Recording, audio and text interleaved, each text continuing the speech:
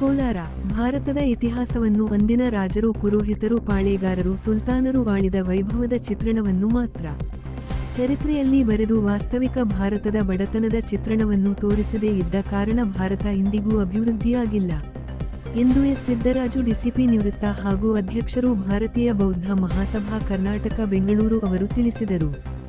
ನಗರದ ಸರ್ಕಾರಿ ಪ್ರಥಮ ದರ್ಜೆ ಕಾಲೇಜಿನಲ್ಲಿ ಶುಕ್ರವಾರದಂದು ಹಮ್ಮಿಕೊಂಡಿದ್ದ ಬಾಬಾ ಸಾಹೇಬ್ ಡಾಕ್ಟರ್ ಬಿ.ಆರ್. ಅಂಬೇಡ್ಕರ್ ಜಯಂತಿ ಕಾರ್ಯಕ್ರಮ ಉದ್ಘಾಟನೆ ಮಾಡಿ ಅವರು ಮಾತನಾಡಿ, ಜಾಗತಿಕ ಮಟ್ಟದಲ್ಲಿ 197 ರಾಷ್ಟ್ರಗಳಲ್ಲಿ ಏಕಕಾಲದಲ್ಲಿ 154 ರಾಷ್ಟ್ರಗಳು ಅಂಬೇಡ್ಕರ್ ಜಯಂತಿಯನ್ನು ಆಚರಣೆ ಬಹಳ ವಿಜೃಂಭಣೆಯಿಂದ ಮಾಡುತ್ತಿದೆ ಎಂದರೆ, ಅವರು ನೀಡಿದ ಸಂವಿಧಾನದ ಪ್ರಜಾಪ್ರಭುತ್ವದ ಪುಸ್ತಕ ಎಂದು ಬಣ್ಣಿಸಿ 54 ರಾಷ್ಟ್ರಗಳು ಜಾಗತಿಕ ಮಟ್ಟದಲ್ಲಿ ಅವರ ಸಂವಿಧಾನವನ್ನು ಎರವಲು ಪಡೆದಿದೆ ಎಂದು ತಿಳಿಸಿದರು.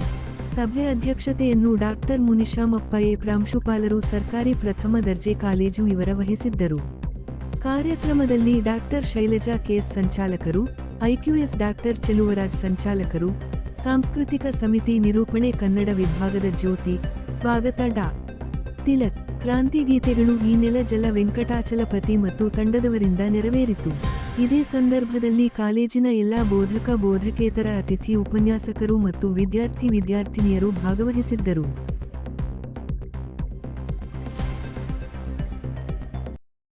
ಸಂವಿಧಾನ ಬಂತು, ಗಣತಂತ್ರ ವ್ಯವಸ್ಥೆ ಬಂತು, ಎಲ್ಲವೂ ಆಯಿತು.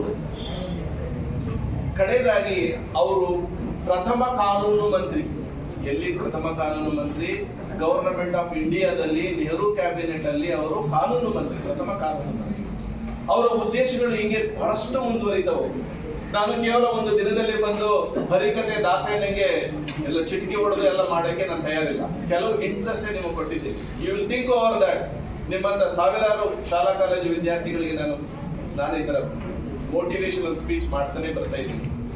ಆದ್ರೆ ಅವರ ಈ ಚಿಂತನೆಗಳನ್ನ ಒಪ್ಪುವ ಅಥವಾ ಒಪ್ಪದಿರುವ ಯಾರೇ ಇಟ್ಕೊಳ್ಳಿ, ಆದ್ರೆ ಅವರು ಒಪ್ಪಿದ ಕಾರಣಗಳಿಗಾಗಿ 154 ರಾಷ್ಟ್ರ ಜಯಂತಿಯನ್ನ ಮಾಡ್ತಾರೆ. ಒಪ್ಪುವ ಕಾರಣಗಳಿಗಾಗಿ, ಒಪ್ಪದೇ ಕಾರಣ ಹೇಳಿದ್ನಲ್ಲ, ಸಂವಿಧಾನವನ್ನೇ ಬದಲಾಯಿಸಿಕೊಡ್ಬೇಕು ಅಂತ ಹೇಳಿ ನಾನು ಪ್ರಶ್ನೆ ಮಾಡ್ತೇನೆ. ಸಂವಿಧಾನ ಬದಲಾಯಿಸಿ ಆ ಸ್ಥಾನದಲ್ಲಿ ಬೇರೆ ಏನ್ ಇಡ್ತೀಯಪ್ಪ? ಸಂವಿಧಾನ ತೆಗೆದು ಇಲ್ಲಿ ಏನ್ ಇಡ್ತೀಯ ಅಂತ ಹೇಳಿದ್ರೆ ಉತ್ತರ ಹೇಳ್ಬೇಕಲ್ರಿ ನೀವು.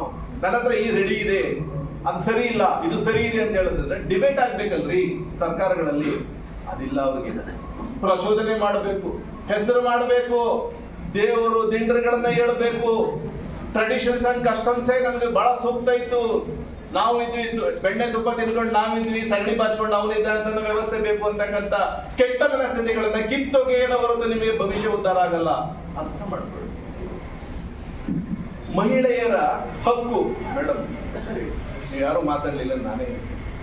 ಏನ್ ಮಹಿಳೆಯರ ಹಕ್ಕು ಅಂತ ಹೇಳಿದ್ರೆ, ಭಾರತದ ಉತ್ತರದಾಯಿತ್ವ, ಇಂಡಿಯನ್ ಸಕ್ಸೆಷನ್ ಆಕ್ಟ್ ಅಂತ ಇಂಗ್ಲಿಷ್ ಅಲ್ಲಿ ಇದೆ, ಕನ್ನಡದಲ್ಲಿ ಕೂಡ ಅದು ಟ್ರಾನ್ಸ್ಲೇಟ್ ಆಗಿದೆ.